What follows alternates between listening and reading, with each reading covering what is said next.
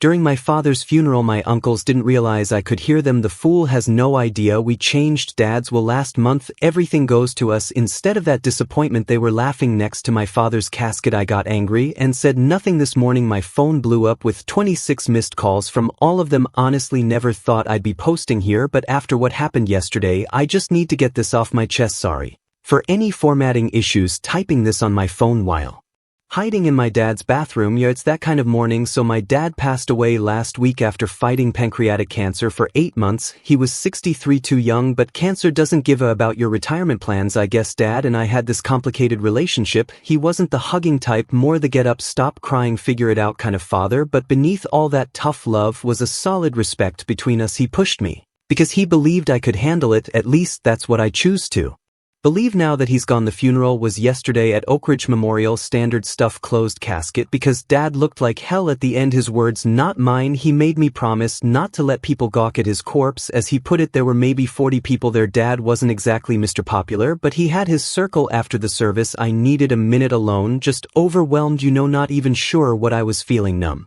Mostly 8 months of watching someone fade is like emotional sandpaper wears you down until there's nothing left. I wandered into this little side room off the main hall. The funeral home had these little alcoves with comfortable chairs where people could sit and collect themselves. I sank into one of those overstuffed armchairs in the corner, closed my eyes, and just breathed. That's when I heard them. The connecting door to the viewing room was cracked open and my uncles Thomas and Beckett came in, their voices floating through before I could even process who was talking. Uncle Thomas was mid-sentence, and the way he looked at me during the service like I'm supposed to feel sorry for him or something. He's always been soft. Uncle Beckett replied, Walter takes after his mother, not our side. I froze. They were talking about me. I should have made my presence known, but something in their tone, I just stayed still. The fool has no idea we changed Dad's will last month, Thomas said, and I could practically hear the smile in his voice. Everything goes to us instead of that disappointment. They were literally standing next to my dad's casket laughing. He thinks he's getting the house, the business, everything. Beckett added, wait till Monday when Bill reads the will. The look on his face will be priceless. Best decision we ever made, Thomas said, catching Dad when he was all doped up on those pain meds. He'd sign anything. By that point my blood went cold. The room started spinning a little. They manipulated my dying father. When he was medicated I gripped the armrest so hard my knuckles went white. Walter couldn't even run a lemonade stand. Beckett said Dad's company would be bankrupt in a year with him in charge. Thomas laughed again. Well, it's not his problem any. I already told Maureen we won't be needing her services after next week. No reason to keep Dad's charity cases on the payroll. Maureen, Dad's housekeeper for the last 15 years, the woman who basically moved in to help care for him during chemo. They were firing her. I sat there literally shaking with rage. Not being dramatic, I looked down and my hands were trembling, but I didn't say a word, didn't burst and didn't confront them, just listened as they went on and on about how they'd protected the family legacy from me. Eventually someone called for them and they left. I sat there for maybe another 20 minutes trying to process what I'd heard. I'm not going to lie to Reddit, I wanted to follow them out to the parking lot and beat them both into the pavement. The image of my uncle laughing next to my father's casket while they plotted to steal my inheritance, it's burned into my brain. But I didn't, because my dad always said never start a fight until you know exactly how you're going to end it, and right then I had no clue what to do. So I made it through the rest of the funeral, somehow accepted condolences, nodded at all the he was such a good man comments, thanked everyone for coming, all while my uncles watched me with these smug little smiles, probably thinking about how they'd pulled one over on both me and my dad. After everyone left I drove to my dad's house, our house. Technically I grew up there. Every corner holds some memory, good and bad. The dining room where Dad would drill me on math problems, the backyard where he taught me to throw a football badly. Neither of us were athletic. The garage where we restored that old Chevy when I was 16. When I walked in I found Maureen in the kitchen, eyes red from crying. She looked startled to see me, like she hadn't expected anyone to come by. Oh, Walter, she said, wiping quickly at her face. I was just cleaning up a bit. You okay? I asked, even though it was obvious she wasn't. She hesitated, then just shook her head. Your uncle stopped by this morning before the funeral. They told me I should start looking for another position. Said once the will is read on Monday they'll be taking over everything and won't need me. I felt that rage building again. They have no right. It's okay, she interrupted. Your father prepared me for this possibility.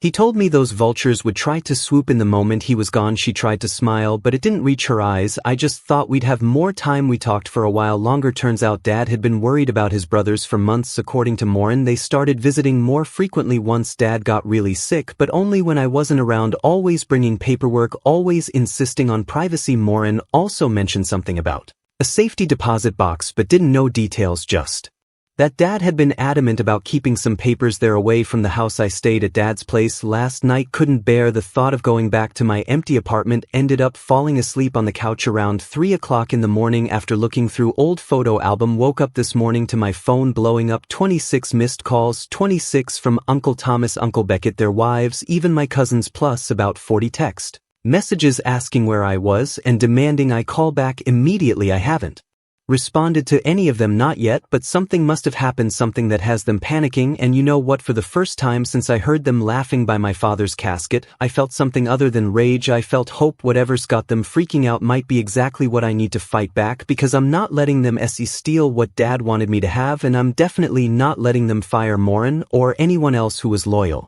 to my father. Dad taught me to pick my battles, to wait for the right moment, to never throw the first punch unless I'm sure I can end the fight. Well, I think that moment might be coming sooner than my uncles expected. We'll update once I figure out what's got them so desperate to reach me. Something tells me this is just the beginning. Update 1. First, I just want to say thanks for all the support on my last post. Didn't expect so many people to care about my family drama. TBH, reading your calm comments helped me feel less crazy about this whole situation. So 26 missed calls. I finally checked the voicemails around noon yesterday after ignoring them all morning. Most were variations of Uncle Thomas and Uncle Beckett demanding I call them back ASAP about an urgent family. The last one from Thomas was just him yelling that I needed to stop being childish and answer my damn phone. Childish? That's rich coming from someone who was giggling like a 12-year-old next to my father's casket. Instead of calling them back, I texted my friend Diego. We've known each other since mid-school, and he's been my go-to person for advice since forever.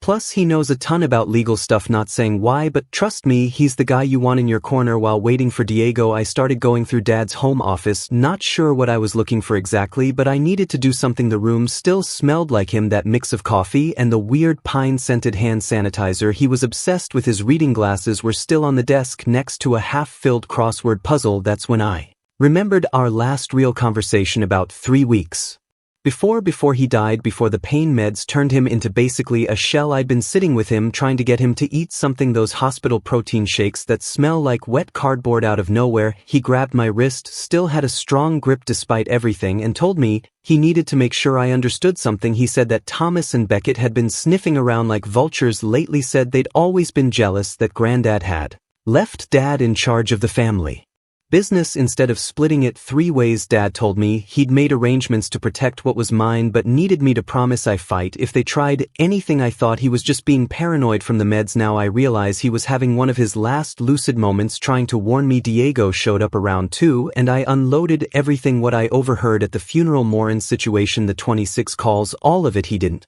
interrupt, just took notes on his phone while I talked. When I finished, the first thing Diego asked was whether Dad had a regular nurse. Toward the end, that's when I remembered Kendra. Kendra had been Dad's home nurse for the final 2 months. Young woman, maybe mid-20s, with those colorful scrubs and always playing lofi beats on her phone while she worked. Dad actually liked her, said she didn't treat him like he was made of glass. I still had her number in my contacts, called her right there with Diego listening. She seemed surprised to hear from me but was super helpful. Told me that yes, my uncles had visited multiple times in Dad's final weeks, but only when I wasn't there. Said they always insisted on private time with Dad, even when she told them he was heavily medicated. The kicker, Kendra said the last time they visited must have been when they got him to assign whatever they're claiming is the new will. Dad wasn't even fully conscious. She said she walked in once during their private time to check his vitals and saw Thomas holding Dad's hand with a pen guiding it across some document while Beckett and some guy she didn't recognize watched. She thought it was weird but figured it was just family business. When she mentioned it to Morin later, Morin tried to call me, but I was stuck in traffic and missed the call. By the time I checked my voicemail and called back, Dad had had a bad night and it got lost in the chaos. Diego looked like he was about to say something when my phone started blowing up again. Thomas and Beckett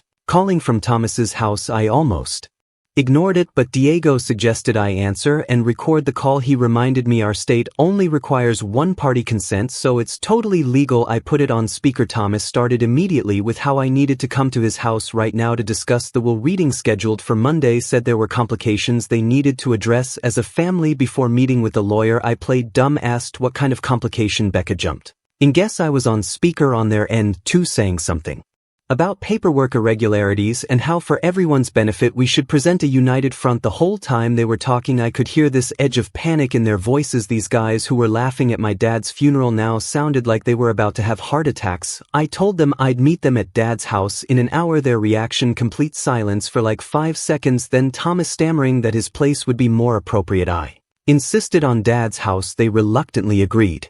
After hanging up Diego and I did a quick sweep of Dad's office looking for anything that might explain what had my uncle so freaked out. That's when I found it tucked inside Dad's copy of The Old Man in the Sea, his favorite book. He made me read it like 3 times growing up. It was a small black moleskin notebook, Dad's journal from the past year. I only had time to skim it before Thomas and Beckett were due to arrive, but holy, the entries from the last 6 months were basically a documentary of my uncle's gradual attempts to manipulate him. Dad had documented everything: their visits, their suggestions about changing his will, their comments about me being unready to take over the business. The last coherent entry, dated just before he went on the heavy pain meds, mentioned a safety deposit box at First National Bank downtown and instructions to make sure Walter gets the key from Morin. Before I could process this, the doorbell rang. Thomas and Beckett stood there looking like they'd aged 10 years.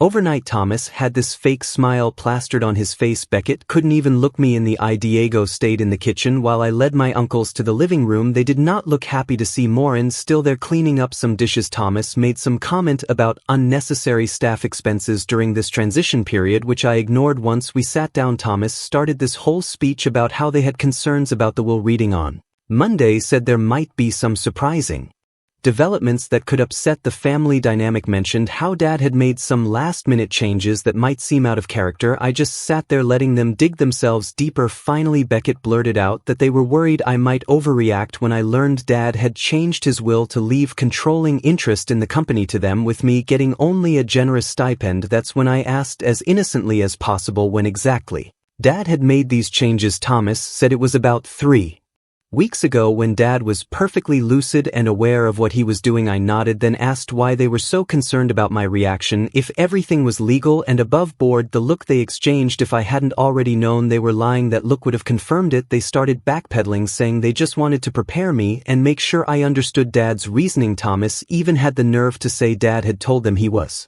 disappointed in my life choices and didn't trust me with his legacy. I almost lost it right there. Almost showed them the journal, almost told them about Kendra, but Diego's earlier advice echoed in my head: don't show your cards until you've seen theirs. So I just nodded again and told them I appreciated their concern but would wait to hear the will directly from the lawyer on Monday. Then I basically showed them out, ignoring their attms to keep the conversation going. After they left, Diego came out of the kitchen with the biggest grin on his face, told me he'd recorded the whole conversation on his phone. We now had them on record basically admitting they were worried about something. I called Morin in and asked about the safety deposit box key. Her eyes got wide and she disappeared upstairs, returning 5 minutes later with a small envelope. Inside was a key and a note in Dad's handwriting: Walter, in case of emergency, trust only yourself, Diego. And I went straight to the bank, but it was already closed for the I'll have to wait until Monday morning to see what's in that box. Later that night, I got a text from Diego saying he'd reached out to one of Dad's old business part, a guy named Frank who'd retired last year. Frank agreed to meet us for breakfast tomorrow. Apparently, he has some interesting stories about my uncle's business practices that might be relevant to our situation. I'm writing this from Dad's kitchen at 2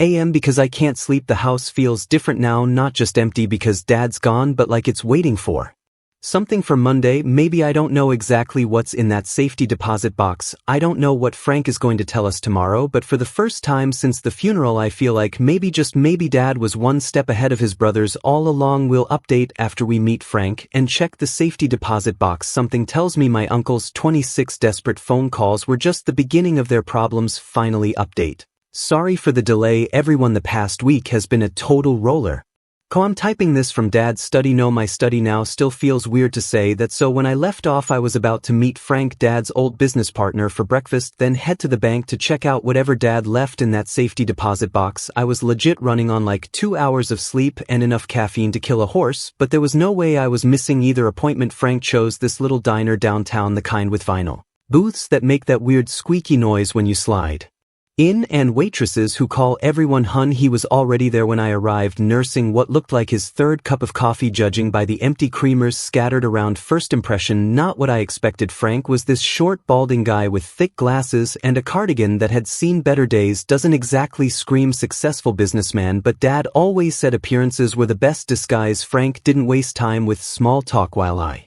was still trying to decide between pancakes and waffles. He slid a manila folder across the table. Turns out Frank has been keeping records of every shady thing my uncles have done at the company for the past decade. Nothing illegal exactly, but definitely unethical. Times they tried to override Dad's decisions. Clients they attempted to poach. Even a failed attempt to get board members to vote Dad out 3 years ago when he was first diagnosed. But the real bombshell, Dad knew he'd known for years, and he'd been documenting everything himself, building what Frank called an insurance policy. According to Frank, Dad never trusted his brothers, not since they tried to convince their father, my grandfather, to sell the company back in the 90s. Dad was the only one who wanted to keep it in the family, and Grandpa sided with him. Thomas and Beckett never forgave either of them. As Frank talked, something in my head. This wasn't just about inheritance or money. This was a grudge that had been festering for 30 years. We finished breakfast, went with the pancakes, by the way.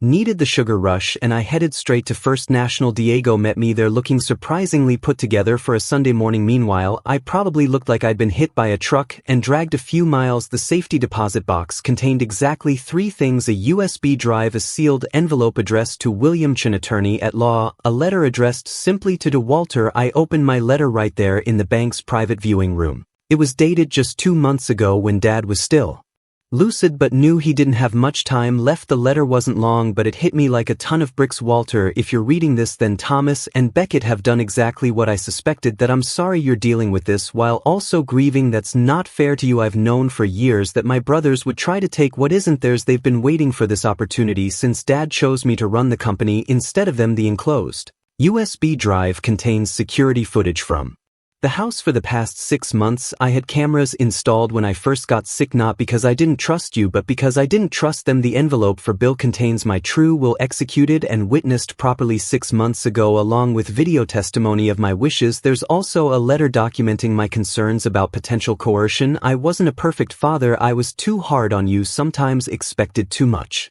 But I always believed in you even when I didn't show it. Well, the company is yours. If you want it, if you don't, that's okay too. It's your choice, not theirs. Trust Bill. He's been our family attorney for 30 years and knows exactly what to do. Dad, I didn't even realize I was crying until Diego awkwardly handed me a tissue from his pocket. It was clean. I checked. We took everything to Diego's place to check out the USB drive. Holy, Dad wasn't messing around with those security cameras. They were hidden in his bedroom office. Even the living room, tiny things you'd never notice unless you were looking for, and they caught everything. Thomas and Beckett visiting when Dad was barely conscious. The witness they brought who never actually saw Dad sign anything. Thomas literally moving Dad's hand to sign the papers while Beckett kept lookout at the door. It was all there in 4K resolution with timestamp and everything. Dad had basically created the perfect trap, and my uncles had walked right into it. Monday morning came, and I felt strangely calm. I'd spent Sunday night at Dad's house, slept in my old bedroom for the first time in years. The ceiling fan still made that clicking noise every third rotation that used to drive me crazy. Now was almost comforting. I arrived at Bill Chen's office 20 minutes early, bringing Diego Morin and my girlfriend Aurora, who had flown in Sunday night after I finally told her everything that was happening. Aurora is not big on family drama. Her own family is like something from a sitcom, all group hugs and inside jokes, but she held my hand the whole drive over. Bill was an older Asian man with a perfectly pressed suit and reading glasses that made him look like he stepped out of a John Grisham novel. He greeted me with this knowing look, and I immediately felt like Dad had been right about trusting him. I handed him the envelope from the safety deposit box. He nodded unsurprised and asked me to wait in the conference room while he reviewed the contents. Thomas and Beckett arrived 10 minutes later with their wives and kids in tow, the full show of family Unity. They faltered a bit when they saw me sitting there with my own entourage, especially Morin. Thomas tried to make some comment about non-family members at a private reading, but Bill shut that down immediately once everyone was seated. Bill started by explaining that there appeared to be two different wills, one from 6 months ago and one supposedly executed 3 weeks before Dad's death. Thomas couldn't hide his smirk. Beckett studied his fingernails like they were suddenly the most fascinating things in the world. Then Bill dropped the bombshell before proceeding with either document. I'd like to show everyone a video that George recorded 6 months ago when he executed his official will. The color drained from my uncle's face is so fast I thought they might pass out. Bill set up his laptop and played the video. There was Dad looking sick but alert, sitting in this very office. He stated the date, confirmed he was of sound mind, and then spoke directly to the camera. I, George Peterson, being of sound mind, declare this to be my last will and testament. All previous wills are revoked. I'm making this video to confirm that this document reflects my true wishes and to address a concern my brothers Thomas and Beckett Peterson have been pressuring me to change my will in their favor. If any document appears after this date claiming to supersede this will, especially if it appears during my final days when I'm under heavy medication, I want it thoroughly investigated for coercion or fraud. Dad went on to outline his actual wishes. The house and 60% of the company shares would go to me. Morin would receive a generous retirement package and could stay in the guest house as long as she wanted. Kendra would receive a scholarship fund Dad had set up to help her finish her nursing degree. Thomas and Beckett would each receive 10% of the company shares and a monetary inheritance. But then came the kicker, a special clause stating that any attempt to contest the WH will would result in that person's inheritance being donated to charity. Instead, the room went absolutely silent. When the video ended, you could have heard a pin drop on the carpet. Bill calmly stated that given the video testimony plus the security footage I'd provided showing the circumstances of the new will being signed, he would be proceeding with the original will only. Thomas exploded, started yelling about how this was all a setup, how Dad wasn't in his right mind 6 months ago, how I'd manipulated everything. Beckett, always the smarter one, just sat there with his head in his hands. He knew they were screwed. Bill let Thomas rant himself out, then simply said he'd be happy to present all evidence to the court if Thomas wanted to contest the will, but reminded him of the consequences of doing so. In the end, they took their 10% shares and left with their tails between their legs, but not before Thomas hissed at me that this isn't over and that I'd destroyed the family, rich coming from the guy who was laughing next to my father's casket about stealing my inheritance. It's been a week since then. I've been slowly settling into Dad's house. My house now had to call a plumber yesterday because the upstairs toilet keeps running, and spent way too long trying to figure out Dad's weird filing system for household documents. The company stuff is going to take longer to sort out. I've been meeting with the board members individually, getting a feel for how things run. Some were clearly in my uncle's camp and aren't thrilled about me taking over, but most seem willing to give me a chance. Morin is staying on, of course. We cleaned out the guest house together and she's slowly moving her things, and found her crying in Dad's closet yesterday sorting his clothes for donation. We ended up sitting on the floor looking through old photos she had of Dad at company picnics and holiday parties, sides of him I rarely saw. As for Thomas and Beckett, they've gone radio silent. Their wives have called Aura trying to smooth things over, but that's just code for trying to get info on what I'm planning to do next. And what am I planning? Honestly, I'm still figuring that out. Part of me wants to clean house, completely remove anyone who was loyal to my uncle, but that's not what Dad would have done. He was tough but fair. He understood that business is business, but family is complicated. Yesterday, I found myself sitting at Dad's desk, staring at his chair, trying to imagine what advice he'd give me. Now I realized I was doing exactly what he used to do when faced with a hard decision. He'd sit quietly thinking it through from every angle before making his move. Maybe I'm more like him than I thought. I don't know if this is the happy ending everyone was hoping for. My uncles are still around, still shareholders, albeit minor ones. The company has issues that need fixing. The house needs a new roof and the garage door opener is busted. But I have Dad's journal, I have his letters, I have his advice echoing in my head, and most importantly, I have the truth about what he really wanted. That's a victory worth having. Thanks for coming along on this wild ride. Reddit, your comments helped more than you know. Might check in with another update down the road if anything crazy happens, but for now I've got a company to learn and a toilet to fix.